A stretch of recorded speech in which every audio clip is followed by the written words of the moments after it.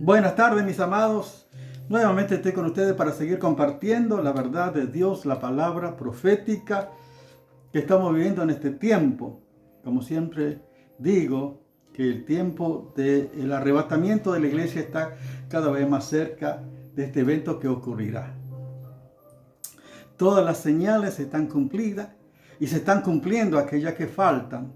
Como dice en Mateo capítulo 24, del verso 6 en adelante, Jesús dijo: oiré de guerra, rumores de guerra, pero no turbéis, porque es necesario que todo esto acontezca, pero aún no es el fin, porque se levantará nación contra nación, reino contra reino, y habrá pestes, hambres y terremotos en diferentes lugares. Y todo esto os será principios de dolores. Fíjense lo cerca que estamos, de acuerdo a las escrituras, la profecía bíblica del cumplimiento profético.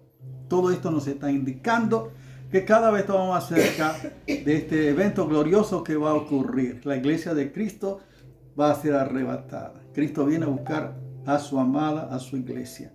Por eso este tiempo estamos compartiendo la palabra de Dios para que todos vengan al encuentro del Salvador. Porque hay un solo Dios y un solo mediador entre Dios y los hombres, Jesucristo hombre. O sea que no hay otro mediador, no hay otro camino, no hay otro nombre. Solo Jesucristo es el Salvador, es el Señor. Y solamente por Él podemos llegar al Padre y por Él tenemos la esperanza de vida eterna. Y Cristo viene a buscar a su amada, a todos aquellos que creen en Él y que han nacido de nuevo por el Espíritu Santo. Y nosotros somos parte, por eso, del reino eterno de Dios. Por eso estamos compartiendo la palabra de Dios en el libro de Efesios, el propósito que Dios tiene para con la iglesia, para con cada uno de sus hijos. Dios quiere lo mejor para cada uno de nosotros. Por eso ha dejado su palabra, para que vivamos conforme a ella y que podamos disfrutar la vida abundante que Jesús vino a darnos. Todo es por la gracia y misericordia. Por eso vamos a seguir compartiendo un versículo solamente de Efesios capítulo 6, verso 4, que dice la palabra de Dios: y vosotros, padres, dice, no provoquéis a ira a vuestros hijos, sino criadlos en disciplina y amonestación del Señor. Fíjense que está hablando ahora a los padres. Estamos viendo antes de los hijos, que los hijos deben obedecer a sus padres porque esto es justo. Honra a tu padre y a tu madre. Y este es el primer mandamiento con promesa, para que te vaya bien y sea de larga vida sobre la tierra. Esto es lo que estábamos compartiendo anteriormente. Dice: y vosotros, padres, no provoquéis a ira a vuestros hijos, sino criadlos en disciplina y amonestación del Señor. Estas son enseñanzas que nos indican con claridad de qué manera debemos proceder, de qué manera debemos actuar para ser instrumento de bendición. Lo que dice la palabra de Dios. Padre, no provoquéis a ira a vuestros hijos. ¿De qué manera provocamos a ira? Los padres pueden provocar a ira a vuestros hijos. Hay de muchas maneras. Hay diferentes hogares. Cada hogar es un mundo. Cada familia es una historia diferente. Por eso hay una diversidad en la educación de los hijos. Pero hay padres, por supuesto, que realmente provocan a ira a sus hijos. Y es algo tremendo. Por ejemplo, hay padres que a su hija le dice, aunque sea flaca, se acostumbró a decirle: eres gorda, la gorda, o la fea, o siempre hace lo mismo. Nunca vas a hacer algo bien, siempre está haciendo desastre.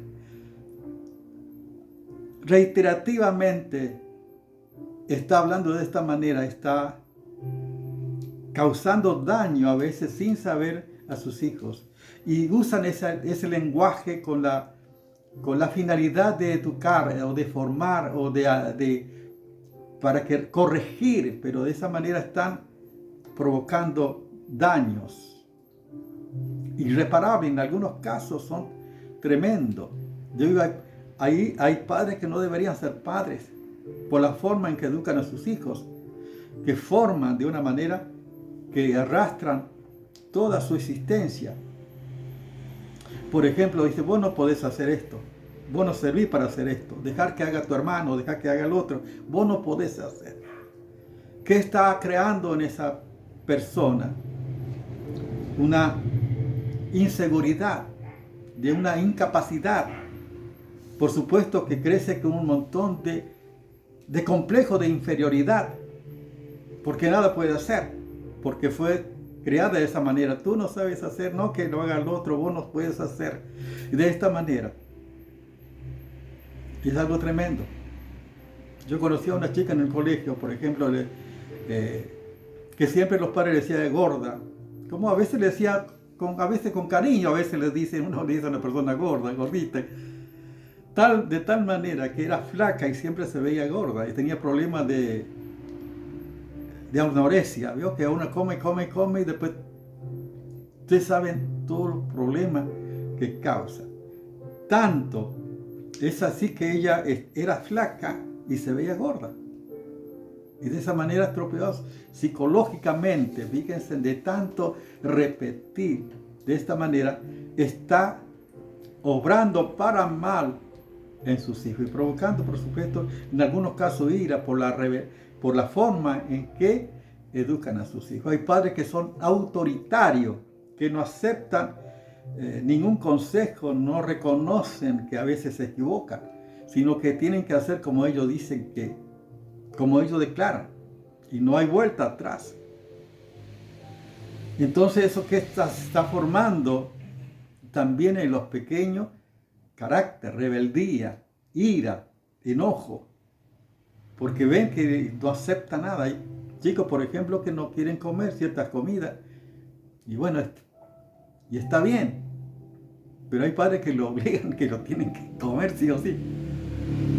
Fíjense, es tremendo. Y hay así, yo conozco personas que han dañado tantos a sus hijos, que se sienten rechazados, incomprendidos, con un vacío tremendo, porque no se sienten amados, no reciben afecto, sino reciben agresividad verbal y física. Y el chico crece, no sabe cómo hacer para agradar a sus padres, porque siempre recibe castigo, violencia, de tal manera que crece ese pequeño con falta de afecto, con falta de amor, con falta de comprensión, de tal manera que hay un vacío en su interior. Por supuesto que siempre va a buscar saciar, ser aceptado también por la demás gente en el mundo, pero hay un vacío en su alma, en su interior, que no ha sido satisfecho en su infancia. Y a veces se reprime, como mecanismo de defensa, se reprime para poder sobrellevar. Y crecen de esa manera. Y hay casos que inclusive se han quitado la vida. Y personas dicen, era una persona excelente en el trabajo, la mejor compañera, la mejor persona. Y se quitó la vida. Pero nadie sabe el drama interior por todo lo que ha recibido de sus padres. El daño causado que no se puede remediar. Solo Cristo puede sanar las heridas, puede llenar el vacío de aquellas personas que son carentes de amor, de afecto, para cambiar su existencia y poder vivir una vida diferente. Hay personas que tratan de hacer cosas para obtener lo que no existe, porque no han recibido. Por lo tanto, nunca se siente satisfecho. Solo Dios satisface, solo Dios puede sanar el alma, puede salvar y sanar a las personas. Pero hay así cantidad de gente que tiene problemas psicológicos, problemas en su existencia, por lo que han recibido de sus padres. Si uno ve las escrituras, por eso hay diversidad y uno puede ver, pero lo lamentable es que cristianos Acá el apóstol Pablo está hablando a la iglesia, cristianos que se comportan de esta manera. Que uno inclusive pueda alabar al Señor en la iglesia y en el hogar puede ser una cosa totalmente diferente. Es así. Vemos algunos ejemplos en la Biblia. Por eso dice, sino criarlo en disciplina y amonestación del Señor. Esta es la tarea de los padres, ¿no? De enseñar a tus hijos, no esperar que en el colegio, en la iglesia, se ocupen de hacer lo que le correspondería al padre hacer. Y uno puede ver, por ejemplo, en la palabra de Dios, en 1 Samuel, para que ustedes vean un hecho de un sacerdote. El sacerdote Elí tenía 2 hijos, pero que esto dice eran impíos, rebeldes, no conocían a Dios y eran sacerdotes. Los sacerdotes eran que llevaban el arca de Dios, o sea que tenían una gran responsabilidad. Pero estos eran rebeldes. Primera Samuel capítulo 2, solamente del verso 22 al 25 quiero leer para que ustedes vean. Ustedes pueden leer los primeros versículos de este libro para ver la consecuencia del pecado de aquel que no ha recibido la instrucción, la corrección, la disciplina, lo que causa. Fíjense lo que dice 1 Samuel capítulo 2, verso del 22 al 25, dice así la palabra de Dios. Pero Elí era muy viejo y oía de todo lo que sus hijos hacían con todo Israel y cómo dormían con las mujeres que velaban a la puerta del tabernáculo de reunión. Fíjense en lo que sus hijos eran sacerdotes también. Y le dijo, ¿por qué hacéis cosas semejantes? Porque oigo de todo el pueblo vuestro malo proceder. No, hijos, porque no es buena la fama en la que oigo, pues hacéis pecar al pueblo de Dios, al pueblo de Jehová. Si pecar el hombre contra el hombre, los jueces les juzgarán. Pero si pecar el hombre contra Jehová, ¿quién lo defenderá? Dice la palabra, pero ellos no oyeron la voz de su padre, porque Jehová había resuelto hacerlo morir. Fíjense la causa del pecado, hacerlo morir. O sea que el padre ya era viejo y se acordó tarde para disciplinar a sus hijos, de advertirlo, de amonestarlo. Y yo iba a intervenir. La consecuencia del pecado siempre es la muerte, como en este caso. Y en el verso 34 dice, a través del profeta, dice así la palabra de Dios. Y este será señal, y te será por señal esto, que acontecerá a tus 2 hijos, Ofni y Finés, ambos morirán en un día. Ofni y Finés, ambos morirán en un día. Si ustedes van a leer todos los versículos que siguen, yo solamente le menciono. Ustedes saben que el pueblo de Israel no consultó a Dios y fueron a la guerra y fueron vencidos, entonces fueron a traer el arca de Jehová. ¿Y quién traía el arca? Venían los 2 hijos del sacerdote Elí, Ofni y Finés. En ese mismo día murieron los 2 y también el padre murió. Fíjense la consecuencia del pecado, que no disciplinó a tiempo a sus hijos. Esto es una de tantas enseñanzas que encontramos en las Escrituras. Para ejemplo, para no volver a cometer lo mismo. Por eso la disciplina, la corrección en la palabra del Señor es importante en la vida de un hijo de Dios, de aquellos que conocen a Dios especialmente. Pero quería leer en el Nuevo Testamento, podemos ver un ejemplo positivo. Esto vemos un ejemplo negativo, porque hay también ejemplos que son positivos, que nosotros a través de las Escrituras tenemos que incorporar en nuestra vida. Siempre la instrucción, la palabra, la disciplina en el Señor siempre es una bendición. Segunda Timoteo, capítulo 1, verso 5, dice, el apóstol Pablo decía en el verso 4, por ejemplo, deseando verte, dice el apóstol Pablo a Timoteo, dice, al acordarme de tus lágrimas para llenarme de gozo, trayendo a la memoria la fe no fingida que hay en ti, la cual habitó primero en tu abuela Oida y en tu madre Eunice, y estoy seguro que en ti también. Fíjense, la abuela de Timoteo, Loida, dice en primer lugar que la fe no fingida que habita en Timoteo, la cual primero habitó en su abuela, la cual también habitó en su madre. Como consecuencia, también habita en Timoteo. Fíjense, esta es la enseñanza. Quiera o no, en el hogar, los pequeños, los hijos reciben las instrucciones de su padre. Y aún reciben mucho más allá de las palabras. Los hijos captan las instrucciones, las enseñanzas.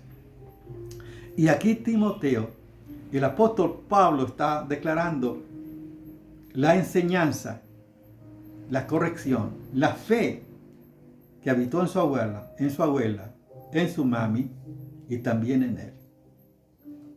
Por eso también el apóstol Pablo dice en el capítulo 3 de 2 Timoteo, ustedes van a ver la palabra de Dios. Timoteo 14, tercera, dice, porque capítulo 3, 2 Timoteo 14 y 15 solamente dice, pero persiste tú en lo que has aprendido y te persuadiste, sabiendo de quién has aprendido. O sea, de su abuela, de su mami, del apóstol Pablo también.